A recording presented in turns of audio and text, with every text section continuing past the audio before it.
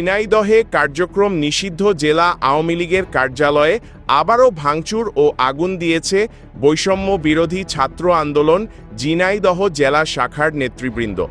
জিন্দাবাদ জিন্দাবাদ ইনকিলাব ইনকিলাব জিন্দাবাদ জিন্দাবাদ মুজিবাদ মুর্দাবাদ মুর্দাবাদ মুর্দাবাদ মুজিবাদ মুজিবাদ মুর্দাবাদ মুর্দাবাদ ইনকিলাব ইনকিলাব জিন্দাবাদ জিন্দাবাদ। স্থানীয় লোকজন জানান, বুধবার সকাল 7টা থেকে 8টার মধ্যে গোপনে জেলা আওয়ামী লীগের পরিত্যক্ত কার্যালয়ে পতাকা টানানো ও ব্যানার সাঁটায় নিষিদ্ধ ঘোষিত সংগঠন ছাত্রলীগের নেতা কর্মীরা।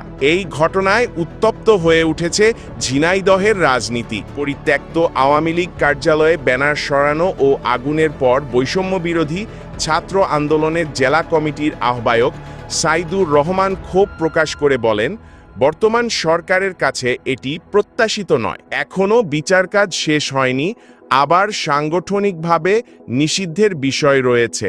গণ অভ্যুত্থানের পক্ষের শিক্ষার্থীরা ক্ষুব্ধ হয়ে গেলে সেটা সামাল দেওয়া কঠিন হবে। জেলার অতিরিক্ত পুলিশ সুপার শেখ বিল্লাল হোসেন বলেন, ভিডিও ও ছবি আমরা যাচাই বাছাই করে দেখছি, তদন্ত করে দ্রুতই আইনগত ব্যবস্থা নেওয়া হবে। কার্যক্রম নিষিদ্ধ থাকলেও কিভাবে তারা কার্যক্রম করছে সে বিষয়টি খতিয়ে দেখার জোর দাবি জানিয়েছেন জেলার সচেতন মহল।